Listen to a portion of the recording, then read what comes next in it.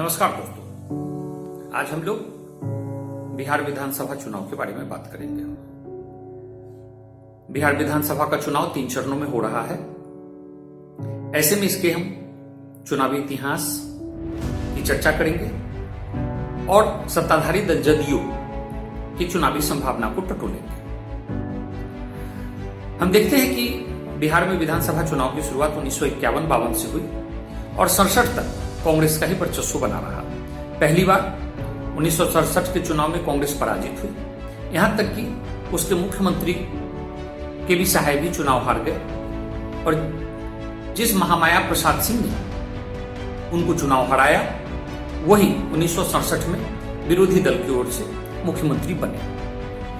1967 में चूंकि किसी को स्पष्ट बहुमत नहीं मिला, इसलिए सभी विरोधी दलों ने मिलकर सरकार बनाई थी, लेकिन यह सरकार अधिक दिन नहीं चली। पुनः 1969 में चुनाव हुए, उसके बाद भी किसी को स्पष्ट बहुमत नहीं मिला, कई सरकारें आई गई और 1972 में बिहार में पुनः विधानसभा के चुनाव हुए। इस प्रकार हम देखते हैं कि 67 से 72 के बीच लगभग 8 सरकारें बिहार में बनी। 72 के चुनाव में कांग्रेस को विजय मिली, लेकिन आपातकाल की स्थिति बीच में उत्पन्न हुई और 1977 के चुनाव में उसे भारी पराजय का सामना करना पड़ा, क्योंकि सभी विरोधी दल जनता पार्टी का गठन कर उसमें समाहित हो गई थी। लेकिन जनता पार्टी में भी कई राजनीतिक हित एक साथ थे, उसमें ज्यादा दिन तक मेल नहीं रहा और 1980 में इनकी सरकार गिर गई। उसके बाद पुनः कांग्रेस की सरकार आई जो 1990 तक कायम रही। 1990 के चुनाव में कांग्रेस पराजित हुई। इस समय तक देश में परिस्थितियां बदली हुई थी, केंद्र में भी कांग्रेस की सरकार विदा हो चुकी थी और विश्वनाथ प्रताप सिंह के नेतृत्व में जनता दल की सरकार चल रही थी। ऐसे में 1990 में जनता दल के लालू प्रसाद यादव मुख्यमंत्री बने। इस सरकार में नीतीश कुमार, रामविलास पासवान सभी लोगों की भागीदारी थी। तो हम कह सकते हैं कि वर्तमान जनता दल यू जो पहले समता पार्टी थी, उसका चुनावी इतिहास 1990 से शुरू हो जाता है। जैसे जैसे सरकार और जनता दल में लालू प्रसाद यादव का प्रभुत्व बढ़ता गया, वैसे वैसे जो इस दल के महत्वाकांक्षी नेता थे वे उनसे अलग होते गए। ऐसी ही स्थिति 1994 में उत्पन्न हुई, जब जॉर्ज फर्नांडिस और नीतीश कुमार ने जनता दल से अलग होकर समता पार्टी का गठन किया। उनका आरोप था कि लालू यादव अपने स्वजातीय लोगों को बढ़ावा दे रहे हैं और बिहार में जातिवाद को बढ़ावा दे रहे हैं। ऐसे में समता पार्टी 1995 में जो विधानसभा हुआ उसमें भाग लिया, लेकिन उसे बहुत सफलता नहीं मिली। 7% मत मिले और 7 ही सीट मिले। इसमें से भी अधिकांश सीट नीतीश कुमार के गृह जिला नालंदा से ही। समता पार्टी के राजनीतिक प्रोस्पेक्ट में चेंजेज आया 1996 के लोकसभा चुनाव में, जिसमें उसने पहली बार भाजपा के साथ चुनावी गठबंधन किया। इस चुनाव में समता पार्टी को बिहार में लोकसभा की 6 सीटें मिली। इसी बीच 1996 में जनता दल में एक और विभाजन हुआ और शरद यादव के नेतृत्व में जनता दल यूनाइटेड का गठन हुआ। हम जानते हैं कि इस समय तक लालू यादव पर चारा घोटाला का आरोप लगने लगा था और सीबीआई के दबाव को देखते हुए उन्हें इस्तीफा देना पड़ा। उन्होंने अपने दल के किसी नेता को आगे बढ़ाने के बजाय अपने पत्नी को आगे बढ़ाया। इससे जनता दल में विघटन की स्थिति उत्पन्न हुई और कई नेता जो उनके इस कदम से खुश नहीं थे पार्टी से अलग होने लगे। हम ये भी जानते हैं कि इस समय केंद्र की राजनीति भी स्थिर नहीं थी। लगातार लोकसभा के चुनाव हो रहे थे। 96 में चुनाव हुआ, 98 में चुनाव हुआ और 99 में भी चुनाव हुआ। 98-99 के चुनाव में भाजपा और समता पार्टी के गठबंधन को बिहार में भारी सफलता मिली और 1999 में जो वाजपेयी के नेतृत्व में एनडीए की सरकार बनी, उसमें बिहार की बड़ी भूमिका थी। इसी बीच बिहार में सन 2000 में विधानसभा का चुनाव हुआ। इस चुनाव में भी किसी दल को बहुमत नहीं मिला, लेकिन केंद्र में भाजपा की सरकार होने के कारण राज्यपाल ने नीतीश कुमार को सरकार बनाने का न्योता दिया। नीतीश कुमार ने सरकार तो बनाई, लेकिन वे अपना बहुमत साबित नहीं कर पाए और उन्होंने इस्तीफा दे दिया। इस बीच हम देखते हैं कि कुछ डेवलपमेंट हुए। जॉर्ज फर्नांडिस नीतीश कुमार वाली समता पार्टी और शरद यादव वाले जनता दल यूनाइटेड का विलय हो गया। इससे इन दोनों को मजबूती मिली। इधर सन 2004 में लोकसभा का चुनाव हुआ, जिसमें राजद, कांग्रेस और लोजपा का गठबंधन हुआ।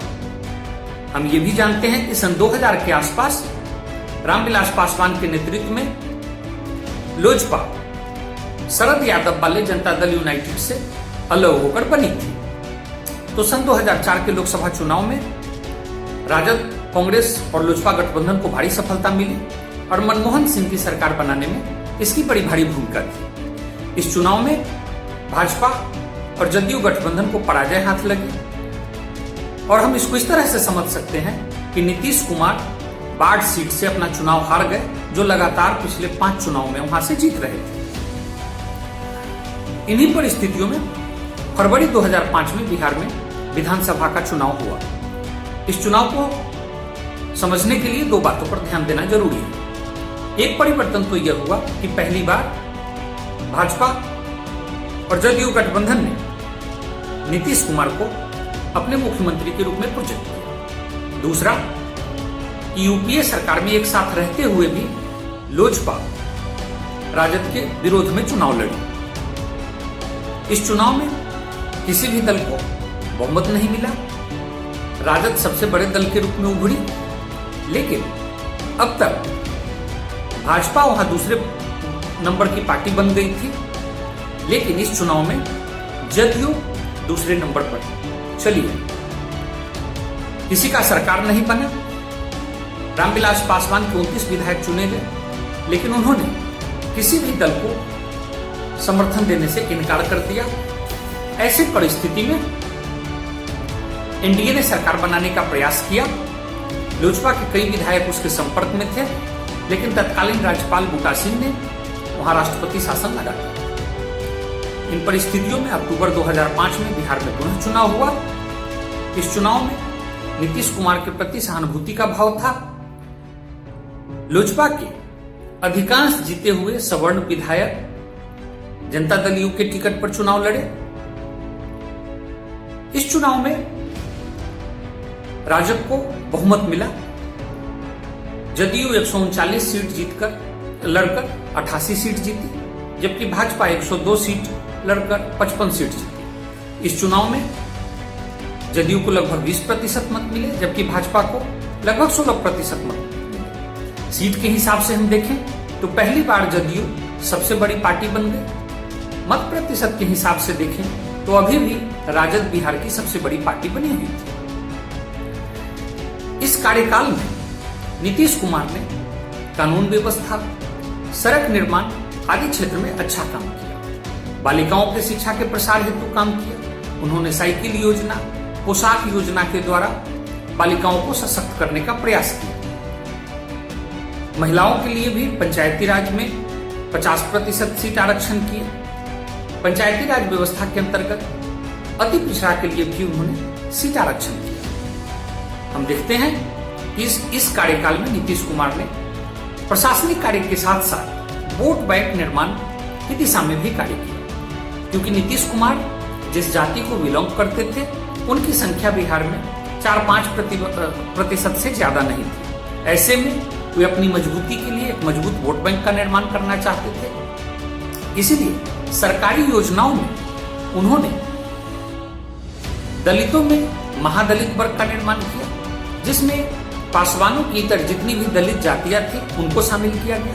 इसी तरीके जो ओबीसी के मुख्य वर्ग थे, जैसे यादव, कुर्मी, कोयरी और वैश्य समाज, इनको छोड़कर बाकी के लिए अति पिछड़ा वर्ग का निर्माण किया, जिसे पचपनिया कहा जाता है बिहार की भाषा में।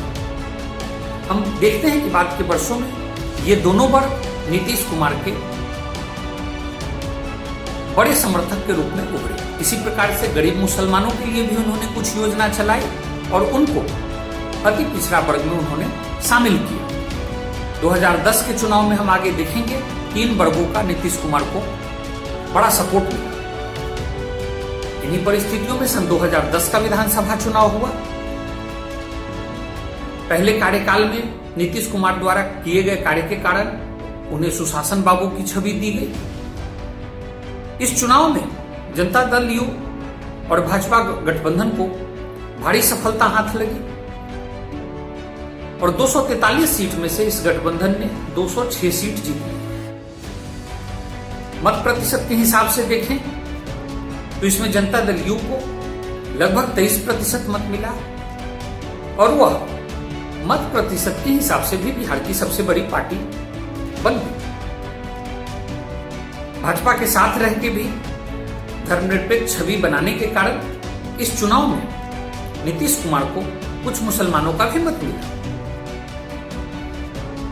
इसके बाद हम देखते हैं कि इस समय में नीतीश कुमार बिहार में लोकप्रियता के चरम पर थे, लेकिन इसी कार्यकाल में, ये जो इनका 10 से 15 का कार्यकाल था, इसमें धीरे धीरे उस समय के एक और मुख्यमंत्री नरेंद्र मोदी के साथ इनका टकराव शुरू हो गया। हम देखते हैं कि जब 2002 में गुजरात में दंगे हुए, उस समय में भी नीतीश कुमार ने इसकी आलोचना की। जून 2010 में पटना में भाजपा का राष्ट्रीय कार्यकारिणी आयोजित किया गया। इसमें भाजपा के सभी बड़े नेता मौजूद थे और उस समय भाजपा के शासित जो 6 राज्य थे जहां उनकी सरकार थी, उसके मुख्यमंत्री भी आए हुए थे। इसमें यहां के मुख्यमंत्री होने के नाते नीतीश कुमार ने सभी नेता को रात्रि भोज पर बुलाया। जिस दिन यह रात्रि भोज निर्धारित था, उसी दिन बिहार के सभी अखबारों में पहले पन्ने पर नीतीश कुमार और नरेंद्र मोदी का हाथ में हाथ डाले तस्वीर छापा गया। यह देखकर नीतीश कुमार भड़क गए, क्योंकि उस समय तक मोदी की छवि कट्टर थी और वे उनसे अपनी दूरी दिखाना चाहते थे। नीतीश कुमार ने रात्रि भोज का जो आयोजन था उसे रद्द कर दिया। यह भाजपा नेताओं को बहुत नागवार गुजरा, विशेष रूप से नरेंद्र मोदी। अगले ही दिन नीतीश कुमार ने गुजरात सरकार के द्वारा जो बाढ़ राहत के लिए बिहार सरकार को 5 करोड़ रुपया दिया गया था, उसको भी लौटाने का ऐलान किया। और इन परिस्थितियों में हम देखते हैं कि जब 2010 में चुनाव भी हुआ था, तो उस समय में नीतीश कुमार ने चुनाव प्रचार से नरेंद्र मोदी को दूर ही रखा। 2012 में जब मोदी चौथी बार गुजरात के मुख्यमंत्री बने, उसमें भी जदयू के किसी नेता ने उनके शपथ ग्रहण समारोह में शिरकत नहीं की। तनावपूर्ण संबंध 2013 में तब चरम पर पहुंच गया जब भाजपा ने मोदी को 2014 के लोकसभा चुनाव हेतु अघोषित उम्मीदवार मानते हुए चुनाव कैंपेन कमेटी का हेड बना दिया। तो हम देखते हैं कि ये 3 वर्षों का तनाव तेरा आते आते बिखराव की ओर बढ़ने लगा और नीतीश कुमार का एनडीए से अलगाव हो गया। इसी मुद्दे पर जून 2013 में नीतीश कुमार एनडीए से अलग हो गए और 2014 लोकसभा का चुनाव वे लेफ्ट पार्टियों के साथ मिलकर लड़े, जिनमें उनको भारी पराजय का सामना करना पड़ा और मात्र बिहार से 2 सीटें उन्हें मिली। नीतीश कुमार नाराज होकर मई में इस्तीफा दे दिया और महादलित वर्ग के जीतन राम मांझी को मुख्यमंत्री बना दिया। उस समय तक एक तरह से राजनीतिक रूप से हम अगर देखें तो उनके लिए संकट का प्रश्न उठ गया था। केंद्र में मोदी सरकार थी और राज्य में मांझी सरकार थी। धीरे धीरे हम देखते हैं कि मांझी भी अपने मन की करने लगे और ऐसी स्थिति में नीतीश कुमार को इस बात का डर सताने लगा कि वे कहीं राज्य की राजधानी में भी किनारे में धकेल दिए जाने लगे। ऐसे में 2015 में चुनावी स्ट्रेटजिस्ट प्रशांत किशोर को उन्होंने हायर किया, जिन्होंने 2 प्रमुख कदम उठाए। सबसे पहले मांझी के स्थान पर स्वयं उन्हें मुख्यमंत्री बनने को कहा और राजद और कांग्रेस के साथ महागठबंधन बनाने का प्लान तैयार किया। यह गठबंधन सही मायने में 1990 के बाद मंडल ताकतों का एकीकरण था, जिसे हम चुनावी नतीजों में भी देखते हैं 2015 के विधानसभा चुनाव में इस महागठबंधन को भारी जीत मिली और 243 में से 178 सीट मिली। नीतीश कुमार पुनः मुख्यमंत्री बन गए और मोदी के प्रधानमंत्री बनने के बाद सबसे बड़े चुनौती के रूप में वे उभरे। इस अवधि में उन्हें 2019 लोकसभा चुनाव के लिए प्रधानमंत्री के उम्मीदवार के रूप में भी देखा जाने लगा। इस अवधि में नीतीश कुमार ने जनता परिवार को भी एकत्रित करने का प्रयास किया। बिहार में राजद, उत्तर प्रदेश में समाजवादी पार्टी, हरियाणा में लोकदल, देवगौड़ा की पार्टी, इस सबको एकीकृत करने का प्रयास किया, लेकिन सफलता नहीं मिली। इधर देश में प्रधानमंत्री मोदी की लोकप्रियता बढ़ रही थी। साथ ही मार्च 2017 में उत्तर प्रदेश विधानसभा में भाजपा को ऐतिहासिक जीत मिली। इस नतीजे को देखते हुए नीतीश कुमार ने अपना रास्ता बदला, क्योंकि उन्हें केंद्र सरकार से भी सहयोग नहीं मिल रहा था। इन परिस्थितियों में जुलाई 2017 में तेजस्वी पर भ्रष्टाचार के आरोप का मामला उठाकर उन्होंने महागठबंधन से इस्तीफा दे दिया और अगले ही दिन एनडीए के सहयोग से पुनः मुख्यमंत्री बन गए। ऐसे में भाजपा के सपोर्टिंग रोल के लिए वो तैयार हो गए। 2019 के चुनाव में पहली बार भाजपा और जदयू में बराबर बराबर का फॉर्मूला बना, जबकि हम देखते हैं कि इससे पहले जब भी वे भाजपा के साथ थे तो लोकसभा और विधानसभा में भी वे लगभग 2/3 सीट लड़ रहे थे। 2019 के चुनाव में एनडीए गठबंधन को भारी जीत मिली और 40 में से 39 सीट नीतीश कुमार और भाजपा के गठबंधन को मिला। अब हम देखते हैं कि वर्तमान चुनाव में भी यही बराबरी का फार्मूला कायम है। 122 सीट जदयू के खाते में आई है, जबकि 121 सीट भाजपा के खाते में आई है। जदयू अपने हिस्से से जीतन राम मांझी की पार्टी को सीटें दे रही है, जबकि भाजपा अपने हिस्से से मुकेश सहनी के पार्टी को सीटें दे रही है। अगर हम नीतीश कुमार के सामाजिक आधार की चर्चा करें तो मुख्यतः कुर्मी कुशवाहा, जिससे वे आते हैं, और उससे संबंधित अन्य जातियां, महादलित, अति पिछड़ा, इनके मुख्य वोटर हैं। भाजपा के साथ गठबंधन रहने से जो भाजपा के सवर्ण मतदाता हैं वे भी इनका सपोर्ट करते हैं। 2010 में सवर्ण मतदाता के भी ये डार्लिंग थे, लेकिन 2014 में जब ये मोदी कैंप से अलग हो गए तो इन्हें सवर्णों का सपोर्ट मिलना कम हो गया।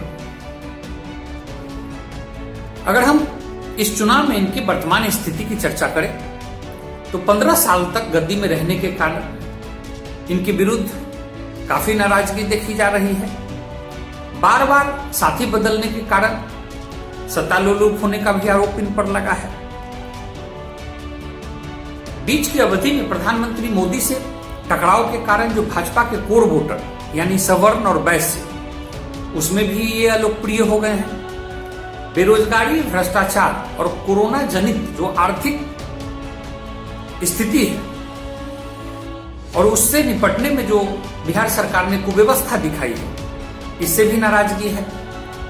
बढ़ते अफसरशाही के कारण भी लोगों में नाराजगी है और एक लोजपा का भी एंगल है कि लोक जनशक्ति पार्टी ने यह तय किया है कि जहां जहां जदयू के कैंडिडेट होंगे वहीं वह चुनाव लड़ेगी।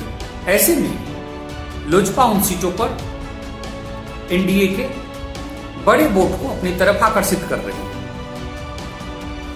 ऐसे में इस चुनाव में जदयू के लिए चुनावी डगर काफी मुश्किल है। मेरा मानना है कि यह अधिकतम 15% तक मत ला सकती है और इनके काफी सीटें घट सकती हैं। ऐसे में पूरी संभावना है कि एनडीए में भाजपा जदयू के तुलना में बड़ी पार्टी बन जाए। इस बात की पूरी संभावना है कि इस चुनाव में जदयू न सिर्फ वोट प्रतिशत बल्कि सीट के आधार पर भी बिहार के तीसरे नंबर की पार्टी बन जाए। इन परिस्थितियों में न केवल नीतीश जी की राह मुश्किल है क्योंकि उनकी स्थिति कमजोर है। मजबूत भाजपा के सहारे वे कैसी सरकार चलाएंगे कहना मुश्किल है। नीतीश जी के साथ साथ पार्टी का भी भविष्य अनिश्चित हो गया है। नीतीश जी लगभग 70 वर्ष के होने को हैं। ऐसे में पार्टी में स्पष्ट सक्सेशन प्लान भी नहीं है। एक तरफ भाजपा जैसे संगठन आधारित पार्टी में किसी के आने जाने से बहुत अंतर नहीं पड़ता है, क्योंकि वहां संगठन मजबूत है, इसलिए इसके बाद कौन आएगा यह आसानी से तय हो जाता है। दूसरी तरफ राजद और लोजपा जैसे वंशवादी पार्टी में भी कमोबेश सक्सेशन प्लान तय ही होता है और पार्टी बढ़ते घटते जनाधार के साथ चलती रहती है। ऐसे में जदयू दोनों में से किसी भी सांचे में फिट नहीं बैठ रहा है। कह सकते हैं कि 2020 का चुनाव जदयू के लिए जीवन और मरण का प्रश्न है। अगले वीडियो में हम लोग इस चुनाव में भाजपा की संभावना की पड़ताल करेंगे। नमस्कार।